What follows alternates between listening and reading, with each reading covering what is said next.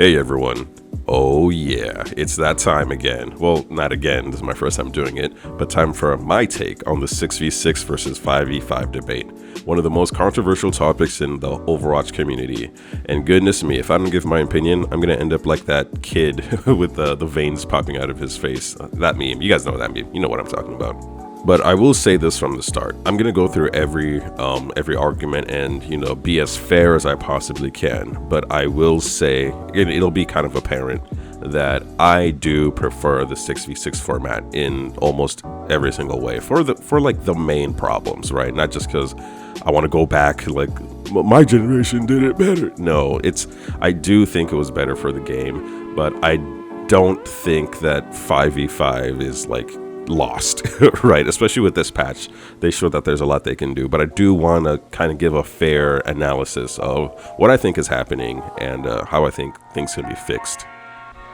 And a lot of it also, this isn't part of the arguments, I promise, but I just kind of miss being able to play with like my other friends who also like playing tank, who don't play as much anymore because only one person can play tank, and then we have to kind of rotate in and out. Like when we can both play tank together, it was just funner. So now it's just one person. It's too cruel. It's too cruel. And yes, I know that complaining isn't going to do anything. They're not going to revert it back. It's not something, that, they're even looking at doing. But, I want to make this video because, one, it's fun. It's a fun thing to talk about, so leave me alone. And two, it helps us identify certain problems with the game and like overall, and kind of have to address it, and kind of you compare what they have now to what was the good about it before, and you can kind of see where you can kind of pivot certain things or kind of revert certain things back to the old system. So overall, it's just it's good to talk about these things. Discussion is good, debate is good, so it's just good for everybody to hear opinions, even if the opinions are wrong. And when I say that, I know there's no chance they're ever going to bring it back to 6v6. Honestly, I have no idea, right? Because the drastic format change to Season 9 was so aggressive. Honestly, I wouldn't be surprised if like a year or 2 or 3 down the line, they decide to give us a 6v6 mode, just like, we have open queue. So, who knows? Nobody knows. And, it's a fun thing to talk about. And yes, it would require a whole other balancing team, but it only took them a year and a half to get 5v5 on the right path. So, who knows? We'll see. But anyways, let's begin. So first, I think it's important to discuss why this happened to begin with. The main reason why Blizzard said that they went from 6v6 to 5v5 was because of the horrible queue time. Not just because they wanted to show that Overwatch 2 was actually different from Overwatch 1. But yeah, it was because of the horrible queue time the game was kind of experiencing. At the time, I remember it would take me like something like, I don't know, like 7 minutes to find a game sometimes. Like a lot of the queue times was ridiculous. And the thing is, nobody really wanted to play tank. Right, because DPS, and it's not that nobody wanted to play tank, it's just more people would rather play DPS or support, right? Because DPS was the funnest thing to play, and support was the safest thing to play, right? It's not as tense. Playing support has never been like something that's been too stressful in comparison to the other roles. So that is naturally just left tanks in the dust, right? The tank role in the dust.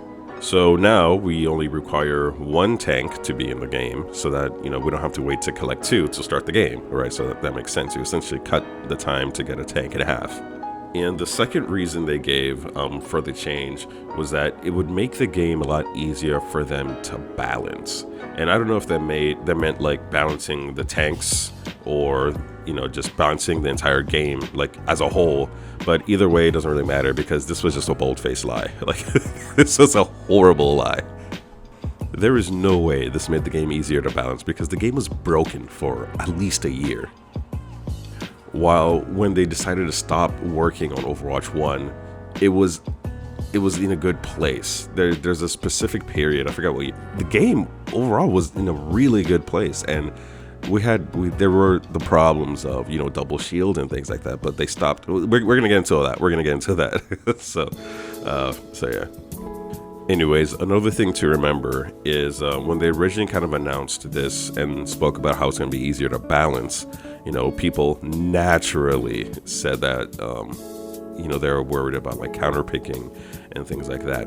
And they said that because the game will be easier to balance, it wouldn't, it would prevent the whole counter picking problem that people kind of foresaw. Because they did not want a counter picking meta. Again, I repeat, they did not want the game to be something that's for the tank role just be counter picking each other. And the reason they gave for this was because there's going to be characters kind of locked behind the battle pass. That was their monetization model. So if there's a character that's locked behind the battle pass, right, and then you can't really beat another character unless you have him, you have the Mauga from the battle pass, that's going to be really bad for the game. And they said they didn't want that to happen. But guess what happened? And even though we continued, complaining about counterpicking, they said counterpicking isn't going to be a thing, right? Because based off of their data, it's not a real thing that's going to happen. Fast forward to today. Anyways, you get it. So they did say that they did not want a counterpicking meta, and they did say that for the reason I just gave, and they did say that they don't see that counterpicking is going to be a problem, which is crazy. It's crazy if you think about it. How can you not, if you have one tank and they're all supposed to be diverse, you're gonna have counterpicks. It's ridiculous. But anyways, this leads us to our first problem: counterpicking. So yeah, they said they didn't want counterpicking and that it will not be a thing in Overwatch. Now they have accepted that it's a thing for Overwatch and even patched the game for counterpicking. And counterpicking, it kind of sucks even for me. I still, I can counterpick and play the different roles that kind of counter what I want to play. But it's just, I don't know. I don't like playing Zarya, and a lot of the characters that counter Doomfist are countered by Zarya. So it kind of forces me to play this tank I really don't want to play. I don't find her fun, but she simply just does the best against like Orisa's and things like that. And it's like, okay, well, if I want to play, this is what I'm going to do. Because the advantage, like, let's say, I'll just talk about Doom and Orisa. Well, no, because Orisa's always, well, no, in Overwatch 1, she wasn't that oppressive against Doomfist because neither were that powerful. And also Doomfist was a DPS. But anyways, I digress. The thing is, there is literally no way to fix this problem in this format. Anyone who says otherwise, I think might be a little insane. There is no way to fix the counter-picking issue when you can only have one of the most powerful singular roles on a team. The one that's supposed to engage, fight, and make space. The only way you can, kind of try to balance it out, they have to lose the disproportional tankiness. Like, you would have to dumb down essentially what they're supposed to do, right? They will have to lose their disproportionately huge tankiness to make them something that other roles can kind of take out, but then they wouldn't really be tanks more. They'll be slightly more durable DPS because, they wouldn't be able to make as much space anymore, right? They have to be in the front line, so they have to be tanky, So, again, unless there were two of them, which is what the tank role used to be. That would work if there were two of them. And yes, you can and should make the argument that if you're a decent tank, you're not going around fighting the other tank. That's crazy. You could just ignore the tank and kind of go after the squishies and then, break the team apart from like behind. But you know what ends up happening? A lot of the time, if not most of the time, you do end up kind of going against the enemy tank. Because if the enemy tank has an advantage over you, he's gonna chase you. Like, he's not gonna give you the time to do what you need to do, right? He knows that, hey, if you are out, the rest of your team can't do a single thing. And as long as he can stop you from doing what you need to do, then that's kind of the best course of action. So you could ignore him all you want. He's not gonna ignore you. Hence, the rock, paper, scissors meta, right? If I'm Orisa and there's an enemy Doomfist, why would I ignore the Doomfist? I'm gonna go mess that Doomfist day up. Anytime he wants to power block, anytime he's charging his punch, anytime he's slamming, I'm just gonna harpoon him. I'm just gonna spear him out of the sky. And he won't be able to do a thing about it. He'll just be a useless character now. Like, I won't let him play. Like, it's gotten to the point where there's even no use of using your ultimate anymore if whoever you're fighting is your counter pick. You go to spawn and switch because you're gonna lose anyways. And then you could just kind of build back up in the mid fight because it's not that effective anymore. But when you had two tanks, your partner would fill in your weaknesses most of the time, and in different ways, right? It's not always covering all your weaknesses, but it could cover a certain part of your weaknesses, or you can mix and match it. And yes, so like not every combo was viable or good, but many were, right? And not that many were crazy OP.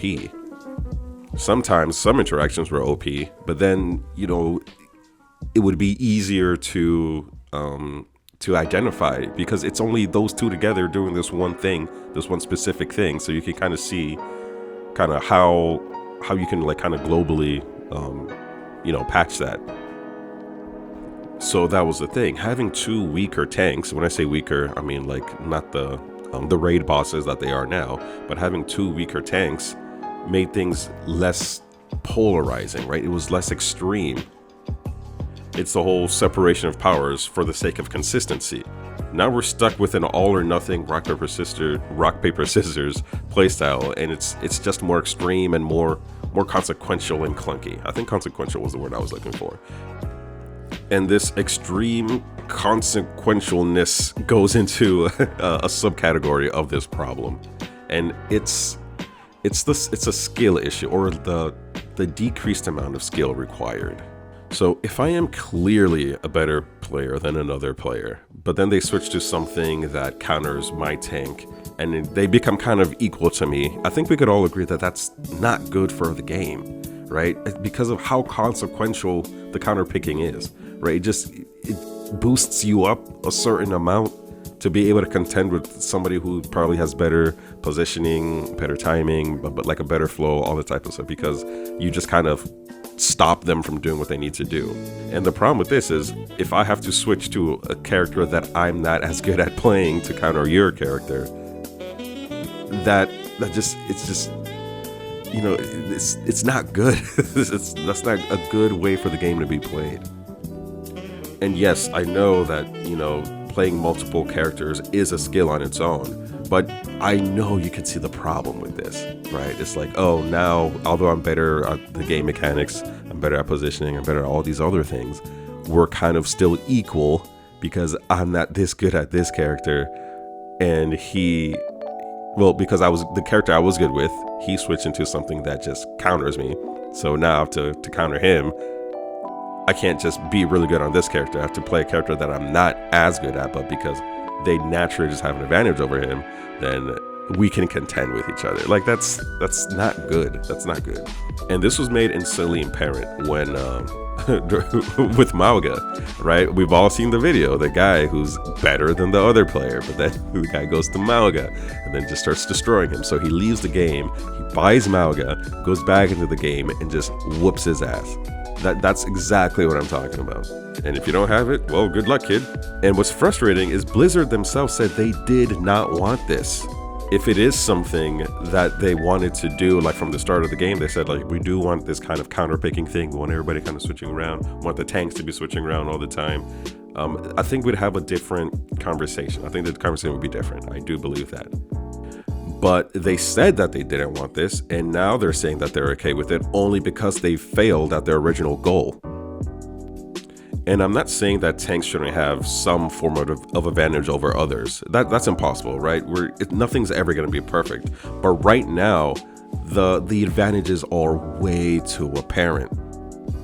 The differences over advantages they have over each other is just too much. We need them all more equal and less powerful.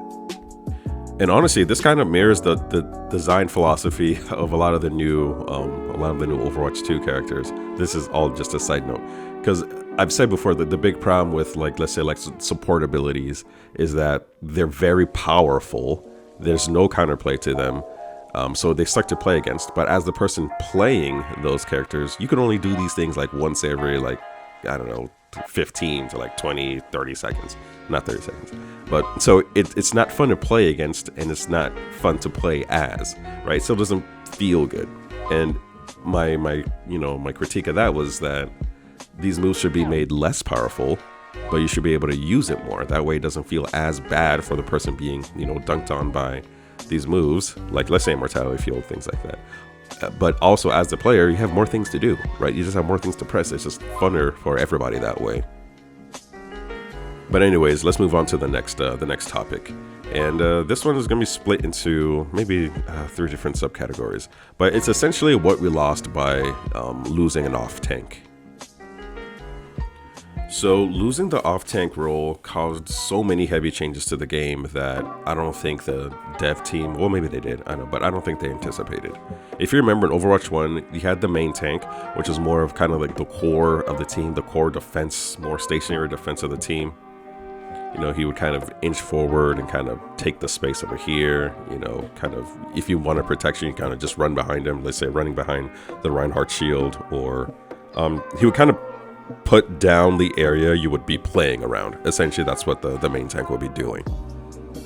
Right, so Ryan's shield or Winston's bubble, right? Wherever he placed it, that's kind of what you're going to be playing in and out of.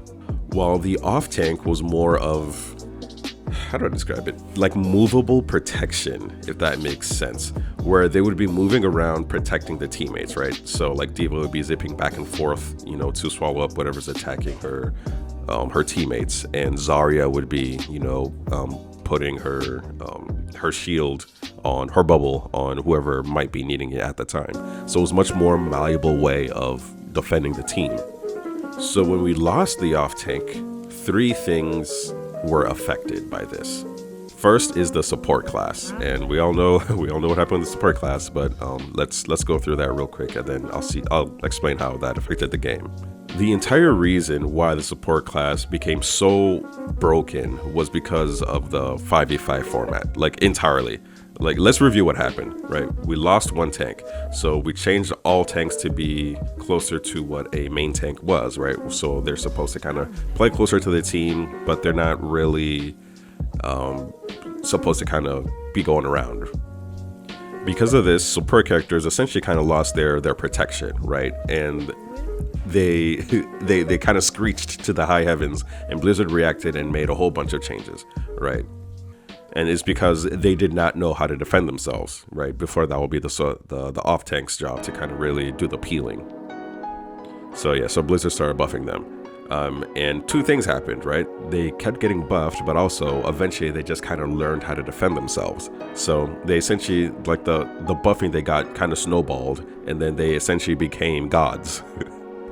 Right? Because eventually, give somebody enough time, eventually they get good.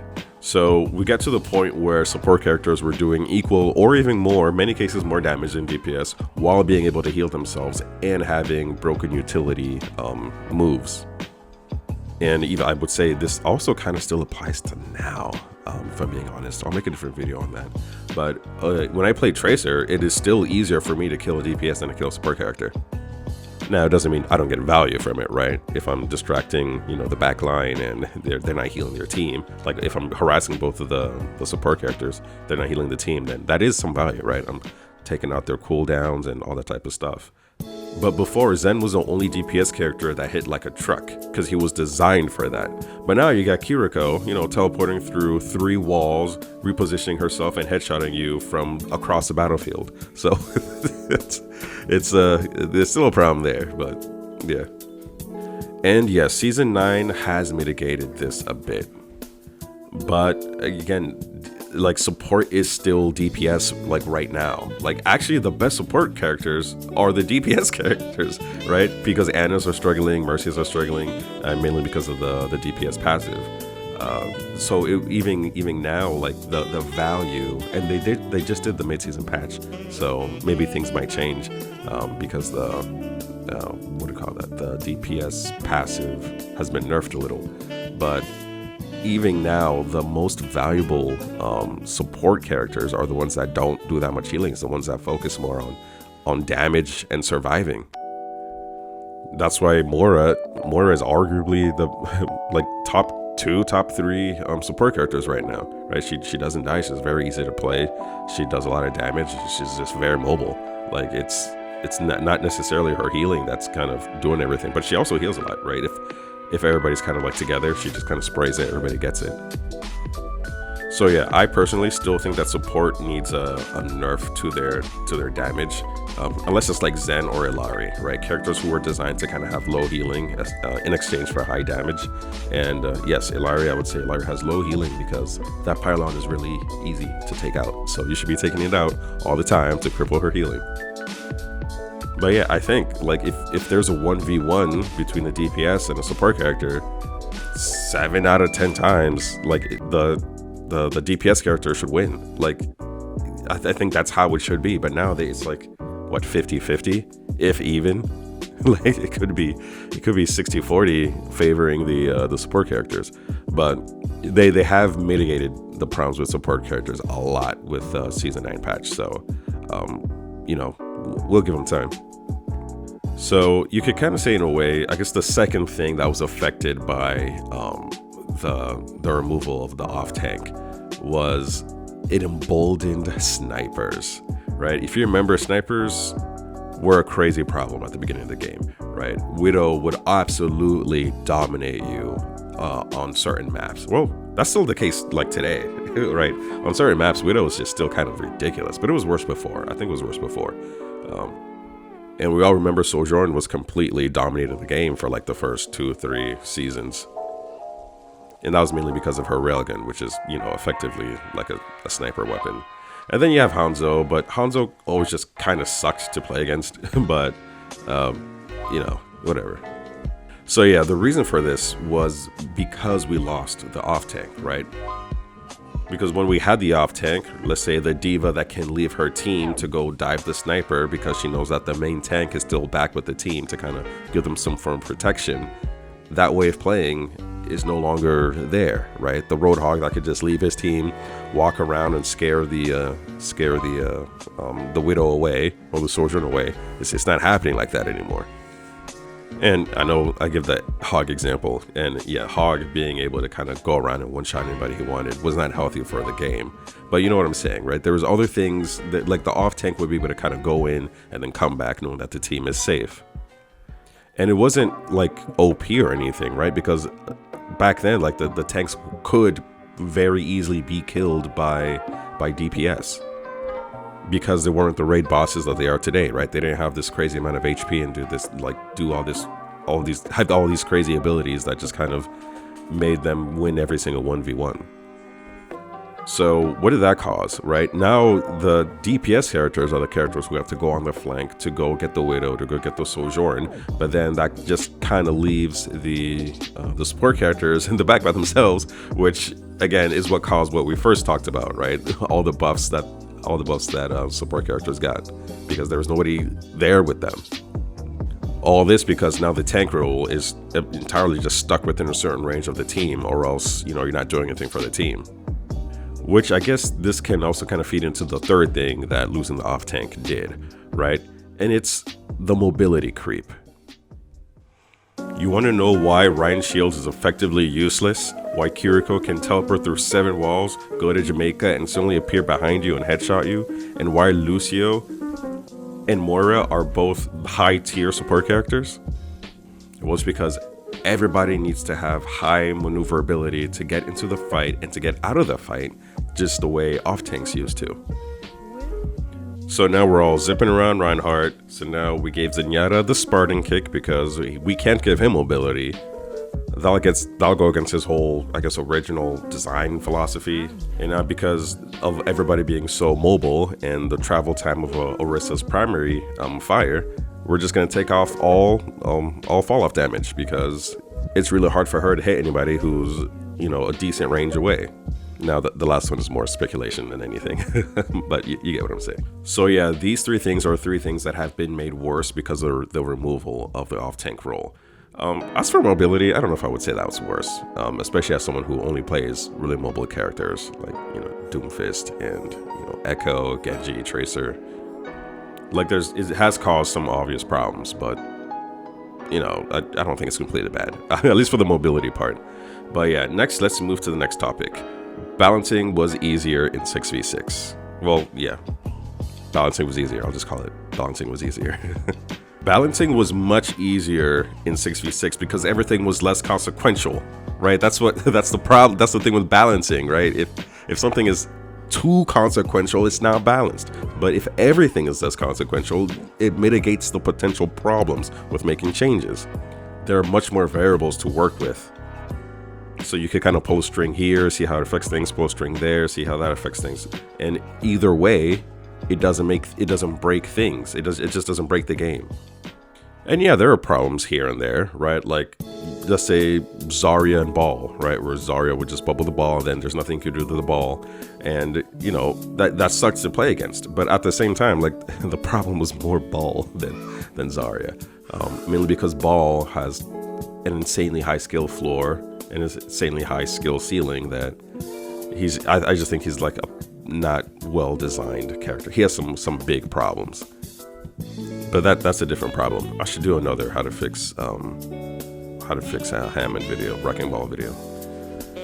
And let's say you guys remember the hog meta from last year in, I think, December, not last year, December, 2 years ago in December, 2022 December into 2023 January, or even the Malga meta from, I guess, December, right? These characters ruined the entire game with just one patch. Just one patch. You guys remember when they first let us kind of try out Malga to see if he was like a good character or not during Blizzard World? The general consensus was like, oh, this guy, he doesn't seem that strong. He's kind of weak. You can kind of take him out here and there, and it's going to wreck him. And then with one patch, he destroyed the game for 2 months. With one patch, he destroyed the entire game for 2 months. And it's not like when in Overwatch 1, when Brig was introduced and she kind of ruined everything. In my opinion, I think the Malga meta was worse. Because you could still play, when Brig was first introduced, you can still play other things, right? And it really only affected the high levels that much. But for Malga, every single rank was just completely just dominated by him, every single one. And that's because there's only one, so he has to be strong. Whatever you do, they're gonna be strong. Every little change is so consequential now. Every single one. Again, having two mediumly strong tanks, right? And I say medium because right now, again, they're raid bosses, wasn't that crazy. Maybe you can have OP combinations here and there, you can have weak combinations here and there, but there's always something you can do. There's always a weakness you could exploit. And on top of that, you just needed to kill one to stop the combo. And if you were to kill one, it didn't completely ruin the team. That's another thing. It didn't completely make the enemy team not be able to play anymore, because each person on the team was less consequential because there was more people, right? Going from 5 to 4, right? That's like a 20% drop, while going from 6 to 5 is like, I don't know, like a 16% drop. So each thing didn't break down the team as much. So we'd still have an advantage, but the other team could still function. And you can destroy, you can mess up combos that are like really powerful, right? And again, the higher tiers players, it's different, right? If you're a GM back then, I'm sure it was different. Actually, I don't think so. No, I don't think so. I'll take that back. It was still better. It wasn't great, but it was still better than what we have now, I guess is what I'm trying to say. So I do take that back. It was still better than what we have now. And yes, Blizzard themselves, they said that it's easier to balance if it's just one tank, but you know, they were wrong. They've literally been wrong about everything they've said until the Season 9 patch. Like, the game is in a decent place now, but we waited 1.5 years to get to this point. And balancing team combos, I don't think was that hard. I really don't, because you could identify which part of the combo, you know, presents the problem. And people always talk about double shields from Overwatch 1, and that's BS, because they stopped working on the game right when double shield first came out, right? I think we had roll queue. Roll queue was new. We had that for maybe a year, and back then the seasons would last forever, like a really long time, maybe 4 months. I don't remember, but they would last a really long time. So they weren't even patching the game anymore. And you know how I know they would have been able to fix it? Because we don't really have shields anymore in the game, right? We don't really have shields anymore. I mean, we do, but they're significantly weaker than they were in Overwatch 1. And the biggest problem with double shield is kind of gone, which was Orisa. And I guess this actually bleeds nicely into the next thing I want to talk about. I would like to interrupt this video to ask you to like and subscribe. If you made it this far in the video, chances are you kind of like what I'm talking about. So, help me out, guys. V6 didn't have enough time. Yeah, I guess that's the topic. Yeah, 6v6 didn't have enough time with role queue, I would say. So yeah, like I said earlier, we only had role queue for like a year and a half, and then they stopped working on it to work on Overwatch 2. I don't know if it was a year and a half. Maybe, it must have been a year and a half because I moved apartments and then I moved back to, yeah. So it must have been like at least a year. But they stopped working on the game, right? They could have made it work. And I guess the same thing could be said about 5v5, especially with the Season 9 patch that we just got. But it took them a year and a half to get to this point, while in 6v6 we were almost there. So now we're just restarting now. And again, I don't see how anything could be done to 5v5 where to fix the counter picking meta. I do not see it, because you have one tank that's supposed to be very strong, and if you want to keep the diversity of the characters, there's gonna be rock paper scissors because they play differently, right? The tanks are playing less diversely now, right? Everybody's we lost the off tank, so everybody's kind of being pulled into more of the main tank-ish role. There's like the regular tanks, then you have like the brawlers, like Hog, Mauga, and what's her name, Junker Queen. And only Junker Queen really works, as in like isn't toxic for the game. But I guess let's move on to the next category then, which is a mitigated diversity in tank gameplay, right? I think a lot of the tanks do play much more similarly now than they did in Overwatch 1. And some of you may be saying, how can you say this when you're saying the whole counterpicking thing is a problem?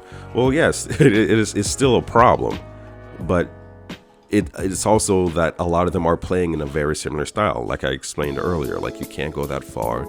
You have to, there's a certain flow, there's a certain rhythm that not almost all of them, like most of them have, right? I think Ball is a big outlier, but Ball sucks. He doesn't do anything for his team, and the whole character needs to be redesigned. But the way you play tanks now is not as diverse as it used to be. You can't stray that far because they all have to do the same thing now. As opposed to in Overwatch 1, every tank had one perk. Had one perk, and you had to maximize that one perk by mixing and matching with other tanks, right? Reinhardt was the dude with the giant shield. D.Va she had the defense matrix. Zarya had one bubble, so everybody was very much specialized, I guess is the best way to say it. Everybody was much more specialized in what they could or couldn't do. And it's up to you communicating with your teammate to see, what are we doing? And it's through your communication with your tank, right, that you guys will mix and match so that the support characters will be like, okay, they're playing this tank, this is what we're going to do to support them. And then, it just kind of continues down the chain of command where DPS would be like, okay, we're going to do this because X, Y, and Z is happening. Now tank just chooses what he wants to play, and, support, you better get in line. But, support can do everything now, so that doesn't even matter anymore. So nobody's talking to each other, and DPS just needs to shoot. So it kind of broke down the whole team building unit in a way. Like in Overwatch 2, you don't have the same opportunity to make big plays like you did in Overwatch 1, right? Where because of that lack of communication, because of the lack of people being specialized in one category that they're trying to combine with yours, right? You just it feels more like we're playing alone but like next to each other, as opposed to combining our individual skills to work towards a goal, if that makes sense. Right now it's more of, hey guys, I'm about to do this, if you see an opportunity, do something. Right? It's like, do something. Well, before I could be like a Ryan, like, hey Zarya, bubble me, I'm gonna charge in. I get bubbled, I charge in. Like it's not I miss those days, yo. The more I talk about it. And so to address the last thing, which was the original thing we spoke about was the queue times, that Blizzard did all of this for better queue times. I would agree the queue times, in my opinion, are much faster than they were before, but I feel like we lost a lot for it. We took out so much just to fix this one problem. I feel like it may have been able to be addressed in a different way, right? Maybe something more focused on the problem, because I believe like when the game first came out, everybody wanted to play the tank, right? Because now the queue times for the tank were longer because one, there's only one tank, and the tanks were really fun to play now because they were like buffed up so much. And I think they could have made tanks funner to play in 6v6 to give players incentive to play them. Right, everybody wanted to play support for like several months more than they even wanted to play DPS because, well, support was just fun to play, right? They're easier to play and they were funner to play because they had all these hacks abilities and stuff. So I'm not saying we should make the tanks hacks, but I think there's potential to do something. I think something else could have been thought of than just taking one out. And maybe it wasn't, I don't know, but I don't know. Like making them more dynamic or something like the mobility thing I said earlier. If we made them more mobile, maybe more people want to play them. We didn't necessarily need to make them stronger because having two tanks that are just medium strong instead of the raid boss they are now was better for the whole game. But, maybe different things you can do, mobility. And I don't know. I just think that there was something else that could have been done. Just a thought. But anyways, that's it for this video, and that's why I prefer a 6v6. Like and subscribe, leave a message to tell me why you think I'm right or why I'm horribly wrong and just a complaining idiot, or just leave a comment for the algorithm. Either way, don't forget, I love you. Oh, and also I wrote a book, y'all. Please check it out. Here's an ad for it, and if you like what you see, I'll have the link in the description and maybe even in the comments. Alright, have a good one.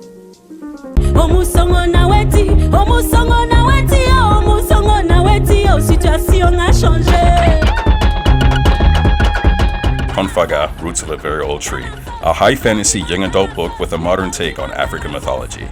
After a mysterious confrontation with his father at school, Marcus Jobda finds himself in the land of Kara. With a small band of determined adventurers and a robust magic system he must quickly learn, Marcus begins his search for his family, a way home, and simultaneously tries to discover the mystery of the disappearances. From escaping Mamiwara and preventing wars between kingdoms, he'll need every edge his wits can give him to see the next day. However, the more he learns, the less things appear as they seem. But does he really want to go back to his old life? With hundreds of illustrations filled with clues of the history of the world, join Marcus as he attempts to solve this mystery. Confaga, Roots of a Very Old Tree is available now on Amazon. Link in the description.